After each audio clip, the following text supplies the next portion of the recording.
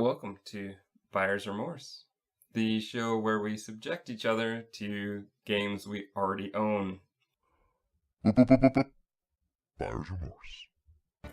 This week, we need to talk about the game I picked for you. What game did I pick for you? One Finger Death Punch. Would you like to tell the listeners why I chose this game for you? Because of that. Mm-hmm. They don't know what that is. Please tell them what that is. That sound was the sound of my right arm in plaster cast because I tripped and fell and broke my arm in two places. Crossing the street like an idiot. Not even really crossing the street because you didn't make it across the street from what I heard. Thanks, man. Just the way you described it. No, because the way you described it was beautiful. You described it as breakdancing, kind of feet overhead. Oh, yeah. Full flip. Sounds amazing. Breakdancing where you actually break something. Yeah, I took breakdancing to the next level. Yeah, I went on my head. My feet were in the air. I heard a snap. I tore a hole in my brand new jeans as well. I love that part of the story because that's what I would be thinking of as well. But it's bad enough I broke my arm, but also my jeans. So yeah, tore a hole in my good jeans, and yeah, went to hospital, had surgery. I've now got a 12-inch metal pin through my arm. And it's my right arm. It's my clicking arm. It's the hand that I write with. It's all out of commission. So this was the perfect game because my left hand is still operational at least. Yeah, you have one hand. So that's why I picked this game. I've played this game before. Full disclosure, I do like this game. But given your situation, I was a bit limited on what games I felt I could actually make you play for this episode. Tell us about One Finger Death Punch. All right. Well, One Finger Death Punch is a game where you just have to... You can either use the right and left mouse buttons, or I'm using the keys. You can use S and D. And basically, your character doesn't move. You're a stationary kind of stick man in the middle of a screen with some nice kind of backdrop. And enemies rush you from the left and the right. And basically, if you want to hit the enemies on your left, you press S. If you want to hit the enemies on your right, you press D. Or left mouse, right mouse button. And then your character will spring into life and just do all these amazing kung fu moves and kill people, knock them off the screen. There are weapons, which we'll talk about later. I'm just going to say right now, this game was a lot of fun, and I'm glad you chose it for me because I've had tons of fun playing it. Yeah, it's good.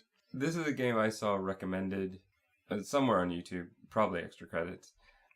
And it is just, it's a lot of fun. It's very simple. The look of it is very simple. The mechanics, I would say, are simple. But the fact that they work so smoothly and so well, I think, says a lot. Yeah. I've not completely finished this game, but I've played so much of it. And it's one of those games where I feel like you can play for a very little amount of time, but still feel you got something out of it. Yeah, I've been sticking it on just for even 10 minutes, just to finish one or two levels. But no, I like it because, well, it is playable in my current condition for a start, and just it's one of those games that works. It's simple, and again, I'm big on fluidity in games. This game is just pure honey when it's running. It's just great. The fact that they've managed to milk such a simple mechanic, so instead of you start off with the grey enemies require one hit and then they're dead. Which makes you kind of feel like Bruce Lee. Yeah, exactly. You're just punching people's heads off. And the sounds in this game too, right? Yeah. The music is beautiful. The sounds that your character makes, which sound a bit like Bruce Lee, just work so well in this game. Yeah. Here you are. Here's you guys. One hit, they're dead. And then, here's a new guy. He needs 2 hits. It's a blue bar if he's on the left. It's a red bar if he's on the right. Then the next level is, here's a boss, and you go into this little mini battle where you have to press left or right, and it kind of it's almost like Guitar Hero where it just scrolls down and you're just pressing left, right, left, right. Then you've got the guys that dodge and go on to the other side, so you have to press blue, then red. And yeah, the progression that they take you through with the enemies is wonderful. The weapons are great. There's tons of weapons in this game. I don't even know the names of these things. There's like these weird Chinese swords with weird handles and hooks on the end. Oh yeah, okay, I know what you're talking about. There are nunchucks. There's throwing knives. There are bombs. There are those weird spikes on chain like ball things. There's arrows. There's so many different weapons, and they all feel like Staff. really. I like the staff. The staff. The mace is pretty awesome as well.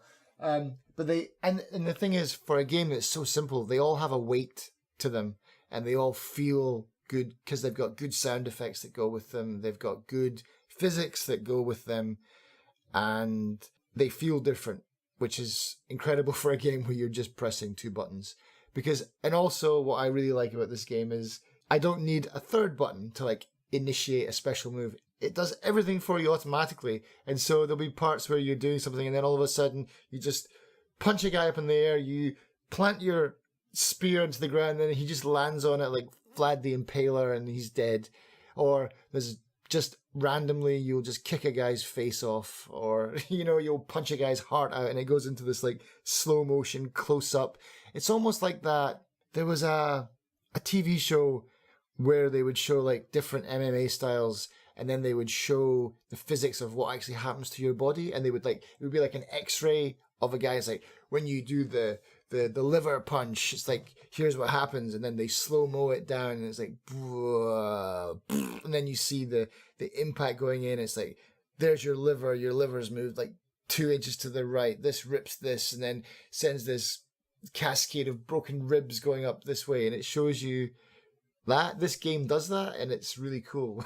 Sorry, I'm gushing over this game. It was really cool. No, that's fine. I don't think it does it to quite that level. No, it doesn't. Stickmen. No, but it does it like short, sweet. It doesn't slow the game down. Gives you just enough time to rest your fingers and to kind of get your bearings when you're being swarmed by enemies. I think what you said there is very important. I like the fact of the simplicity of this game. I like the fact that there are only two buttons, yet your character does a whole lot of different things with the animation. I've just been playing through Batman Arkham Knight. One of my problems with the Arkham games has always been the fact that when I'm in combat with a lot of other enemies, and there are a variety of enemies, and you have to treat them all differently, but you only sort of have control over who you're actually attacking. There really isn't a targeting thing. So at many times, I'm trying to attack someone normally who's a normal villain, but Batman randomly hits the guy with the electric fist, and I get shocked and hurt, and then other guys start hurting me. That's always been a problem with those games. And they try, and many times it does feel fluid. And it does feel like it's working. But when it doesn't, it just feels so wrong. And this game doesn't have that. Yeah, especially in the Arkham games when you've got to do those missions where you can't get hit. And it's like you're trying to aim yourself into that direction. You're like, there's a guy next to him. I'm going for that guy. But inevitably, you go for the guy with the nightstick or whatever, with the cattle prod. But yeah, no, this game does it well. And it's great. And just as you're learning how to use the weapons and how to use the passive skills and all the different kinds of enemies, then as you progress through the games, you got all the really cool levels as well. So there's like, my favorite at the moment is retro film mode. It's all about just grainy and black and white. I don't like retro film mode only because of the fact that it's black and white, and thus it makes the color part more difficult. Yeah, because you can't see them until you actually punch them. Yeah, but I like that. I like the challenges. You've just got to punch people through objects to break things. Yeah, because everything is like destructible behind you as well, which is another thing that's very satisfying. It's not enough to punch someone's heart through the back of their chest. You have to also punch them into a shopping cart full of fruit and veg. But you said you've done a nunchuck level. Yeah, right? that was really fun. Mm-hmm. That was a lot of fun. See, I don't know how far you've gotten. Not sure if you want things spoiled or not. I'm sure. All right, go for it. I'm pretty far. Have you got the laser sword level yet? Yes. Yeah. That was actually quite earlier on. Because maybe you're saying that because what's also cool in this game is the map is, I don't want to say it's open. It's not open, but there's forks in the road. Basically, you're going from level to level to level in a kind of Mario 3 style, like moving your character to the next circle and then clicking X to enter or whatever. But yeah, there are forks in the road where you can choose different ways. The map is quite big. Some forks lead to dead ends, and you only go up those forks to get a power up at the end, and then you have to take the other fork. But yeah, the map is quite big and detailed. So maybe I got to the lightsaber mission quite early. Possibly. I also went for a very long way just choosing one path and going with it. And then I hit a dead end and I went back and realized, I can go back the path I didn't take. You can go to any level that you've unlocked. As soon as you open one level, if it's connected to another, it opens. And yeah, so I went back and went, wow, these levels are very easy because they were designed to be played much earlier on. Yeah, I guess maybe you're supposed to just do it like area by area. My classic always go left, so I've just been steaming left, and then I hit a dead end, so I went back and took the right, and then just continued going left. So I'll probably have a lot of fun going back and just kicking everyone's ass in the easy levels now because I'm quite decent at the combos. Yeah, it's a lot of fun. It's definitely something that I picked up. I don't even know where I picked this up. It was in my library. You found it for me, even for this podcast. I didn't even know it existed. And the sad thing is, I didn't play this game because it doesn't have cards.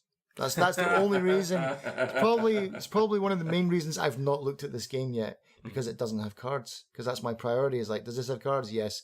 Okay, I have to idle it at least, or play it for a little bit if it looks decent. Yeah, this doesn't have cards, so it's been just sitting all alone. So please play me. I'm awesome. Yeah, but you're missing out. Yeah, I was. I think for me too, there's the variation of levels. I think, as you said, but with the map and choosing where you go is great. I think the variation is what makes it work. I think I would become very bored with it if it was that same opening basic thing, like the mob level over again. Yeah. I know now, after the levels start to get to a certain level of complication and speed necessary, sometimes I love it when I get to just a basic mob level again. Oh really? Yeah. You do also get power-ups. Kind of, you can have 3 special powers that you can use that will help based on what you find works best for you. There's quite a lot of them. Which ones did you go for then? What were your kind of go-to ones? Because I'm using 3 knives, 3 arrows. I'm just using like all offensive stuff, really. 3 knives, 3 arrows, and I'm using the third one is if I kill X amount of guys, I can hit anyone. They don't have to be within my range. That's something I never mentioned actually, and that's kind of part of the mechanics of how this game works. Is you can only punch people once they get within a certain distance to you, and yeah, so depending on how big your combo is or what you've unlocked, that area of attack gets larger. If you have a weapon that gets extended, I think also the larger combo you have, the area widens a bit. So when you first start, it's very tiny. It does sometimes become a frustrating bit for me where that will go away at times, like when you lose a weapon, or, for example, did you get the spiked ball of death? Yeah. And sometimes I feel like I'm sending it against somebody, but something happens, like I kill them another way, and so it goes away for good, when it really should have just hit them in the face and bounced back. That kind of stuff is frustrating for me, but I'm sure good players can handle that. I'm not that great. Yeah, I had a look on the leaderboards just to see where I was at, and there are guys at the top of the leaderboard who have... one thing I like about this leaderboard, because I hate leaderboards with a passion, because it makes me realize how bad I am at actual... I don't consider myself a bad player, but how much better other people are than me. But this one just goes by hits. So it's just basically, have you played this game for a long time? Have you hit a lot of people in the face? Yes. There's guys at the top, 2 billion hits plus. Mine is about 200 and 300, something like that. The top of my friends list is about 4,000 or 5,000. There's people who have been playing. I don't know. That's got to be a bot, man. Someone's hacked that and is just running some script, just going just to hit. 2 billion hits. Even if you did it like 10 hits a second. I don't know the math on that, but that's probably years of constant playing. I don't even know if the game's been out that long. But yeah, I do like this leaderboard because it's only bragging how long you played the game for, not how good you are at this certain level. You asked about which ones I use. I also use the arrows and the knives. And then I think the one I added the most recently was after I build a combo to a certain point, then everybody becomes gray and I can hit them with one hit. Oh, I want that. But it's only for a limited time. But yeah, I like that one because the brawlers after a while become more and more complicated. Right. They're the kind of boss ones with the crown. They become more and more complicated to the point where it just gets really, really... It's nice having a weapon though and just like shooting a brawler in the face with an arrow. It's like, yep, you're done. That's why I keep the 3 knives and the 3 arrows. Is there a way to not use the weapons?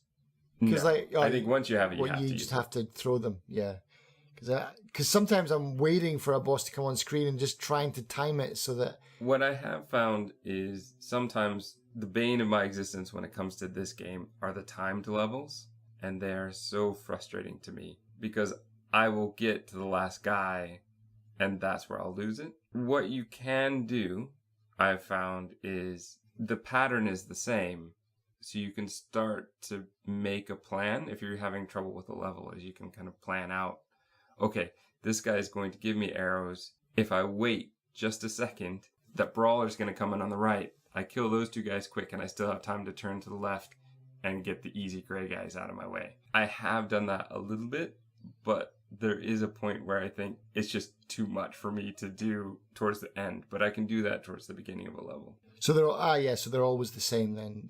I'm pretty sure, it's not like random generated enemies then. I don't think so. I think you can memorize the pattern to make it easier. I also like as well, they've got different styles of fighting as well. So it's like you've got like the drunken master style, you've got like the praying mantis. And, I mean, none of it really means anything, but it's like... But it looks different. And again, that keeps the visual interesting. Yeah, exactly. So it's like, what have I got this time? I've got, whatever, something eagle, Like, oh, okay. I don't remember this one. All right, let's go and see what kind of moves you do. And I guess that maybe affects some of those like mini cutscenes where you zoom in and my favorite one was where I punched the guy in the face and his eyeball pops out and like comes like out of the screen towards you. I managed to take a screenshot of that, which was really hard using one hand. But yeah, I put up some screenshots on Steam of that. Some of those like kills are really funny. But no, good game. Really good game. Tags, though, for that, I don't know. What would you tag that game as? Suitable for people with injured arms? One-handed. One-handed is probably a good tag for that. One-handed. Beat 'em up? Is that a beat 'em up? You could say beat 'em up. So, did you played this game for the full hour? You enjoyed it? Yep. Have you played it since? I have. I played it today, in fact, before you arrived.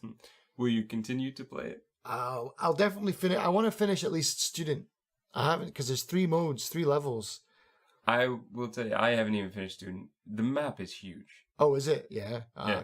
I think there is a way where you can look around the map and you will start to see just how big it is. Okay, so but you're also very limited in what other games you can play, so this may be a good time for you to focus on. Yeah, because that's it. I'm down to like point and clicks and this and games like this. Yeah. But no, yeah, I would recommend this to anyone that likes casual games because it feels casual, but there's a certain amount of skill involved. People who like reflex games, like people who have twitchy fingers. I would recommend this to you, but you've already played it and you recommended it to me. So I think I'd pretty much recommend this game to anyone. And for the price that it is, it's so cheap and it's hours of fun at least. I also went on the Steam page. They're releasing One Finger Death Punch 2. Oh, excellent. I don't think you can pre-order it, and I don't think you can even add it to the wish list yet on Steam. It's just news, so hopefully it goes through. Hopefully they finish it, because I'll definitely buy it. Yeah. If you haven't played the game, and by the time you hear this, there might be a chance that they'll bundle it together, I think it'd probably be worth it. I think this game has, as simple as it is, as cheap as it is, the value I've gotten out of it is pretty ridiculous. Especially given that this is, like you said, the type of game where you can pop in for 10 minutes and play. So it's never left my computer, because there are always random times where I feel like, oh, I've got a little bit of time, and I'll jump back in. Yeah, I want to batter the hell out of someone. Like, yep, there you go.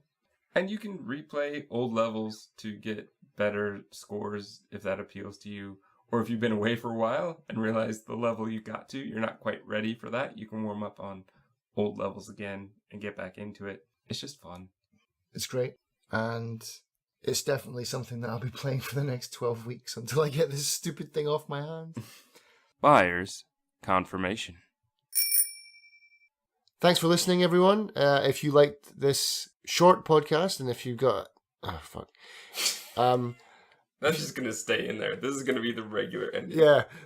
If you like the short podcast and you want to listen to a longer one, we have another podcast called Filling in the Gaps, where we take a look at puzzle games or puzzling movies, kind of mind benders, and try and take them apart and put them back together again. So you can find us over there. We also have a Steam group where we give away games, and we do puzzles over there too to win those games. Or you can get a hold of us if you have questions or suggestions at buyersremorsepodcast@gmail.com.